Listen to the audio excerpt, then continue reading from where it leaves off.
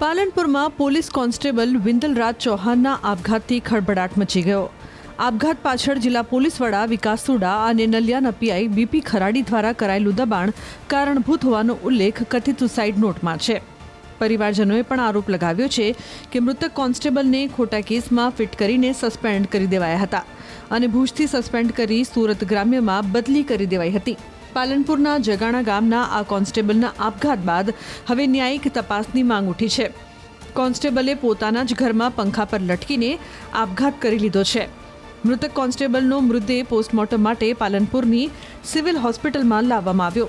પરિવારજનોએ એવો પણ આરોપ લગાવ્યો છે કે પોલીસ દ્વારા આ મામલે કોઈ ફરિયાદ નોંધવામાં નથી આવી રહી।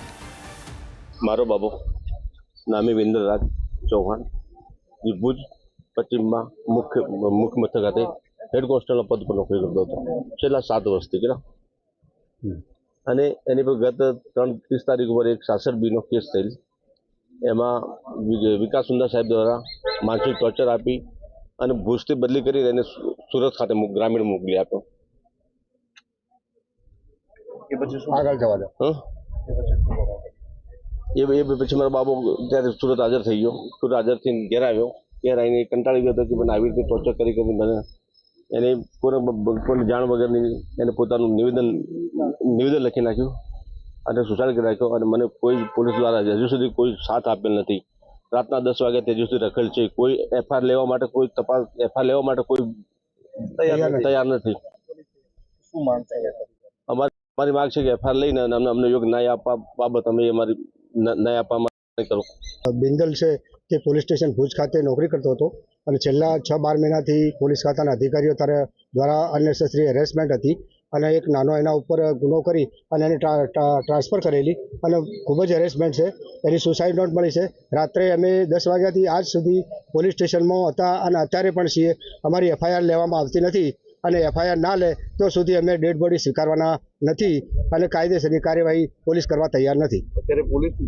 અત્યારે પોલીસ એમ કહે છે કે આપ ડેડ બોડી લઈ લો, અમે ઇન્વેસ્ટિગેશન કરી પછી એફઆઈઆર કરીશું, જે અમારા તમામ સમાજને માન્ય નથી। તો હવે શું માંગ છે? હવે અમારી માંગ એ છે કે જ્યાં સુધી એફઆઈઆરની કોપી નહીં મળે ત્યાં સુધી અમે અહીંથી હટવાના નથી અને ડેડ બોડી સ્વીકારવાના નથી। આગળની કોઈ કાર્યવાહી અમે આગળ કરવાના નથી। પાલનપુરમાં પોલીસ કોન્સ્ટેબલ વિંદલરાજ ચૌહાણના આપઘાતથી ખળભળાટ મચી ગયો। આપઘાત પાછળ જિલ્લા પોલીસ વડા વિકાસ સુડા અને નલિયાના પીઆઈ બીપી ખરાડી દ્વારા કરાયેલું દબાણ કારણભૂત હોવાનો ઉલ્લેખ કથિત સુસાઇડ નોટમાં છે। પરિવારજનોએ પણ આરોપ લગાવ્યો છે કે મૃતક કોન્સ્ટેબલને ખોટા કેસમાં ફિટ કરીને સસ્પેન્ડ કરી દેવાયા હતા અને ભુજથી સસ્પેન્ડ કરી સુરત ગ્રામ્યમાં બદલી કરી દેવાઈ હતી। પાલનપુરના જગાણા ગામના આ કોન્સ્ટેબલના આપઘાત બાદ હવે ન્યાયિક તપાસની માંગ ઉઠી છે। કોન્સ્ટેબલે પોતાના જ ઘરમાં પંખા પર લટકીને આપઘાત કરી લીધો છે। મૃતક કોન્સ્ટેબલનો મૃતદેહ પોસ્ટમોર્ટમ માટે પાલનપુરની સિવિલ હોસ્પિટલમાં લાવવામાં આવ્યો। પરિવારજનોએ એવો પણ આરોપ લગાવ્યો છે કે પોલીસ દ્વારા આ મામલે કોઈ ફરિયાદ નોંધવામાં નથી આવી રહી।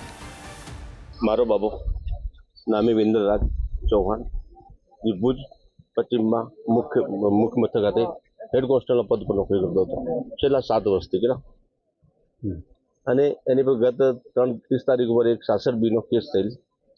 એમાં વિકાસ સુંદા સાહેબ દ્વારા માનસિક ટોર્ચર આપી અને ભુજથી બદલી કરી એને સુરત ખાતે ગ્રામીણ મોકલી આપ્યો।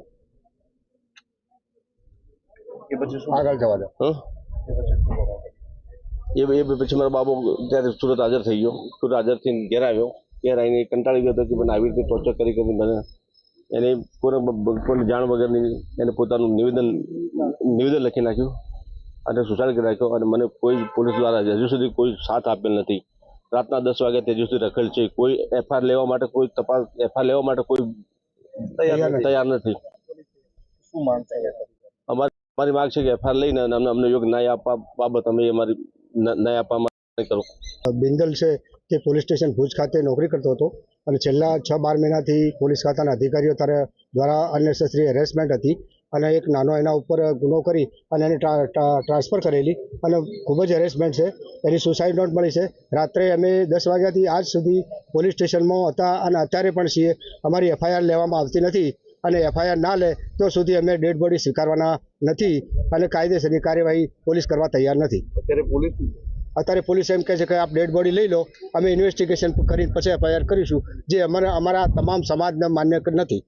તો હવે શું માંગ છે? હવે અમારી માંગ એ છે કે જ્યાં સુધી એફઆઈઆરની કોપી નહીં મળે ત્યાં સુધી અમે અહીંથી હટવાના નથી અને ડેડ બોડી સ્વીકારવાના નથી. આગળની કોઈ કાર્યવાહી અમે આગળ કરવાના નથી.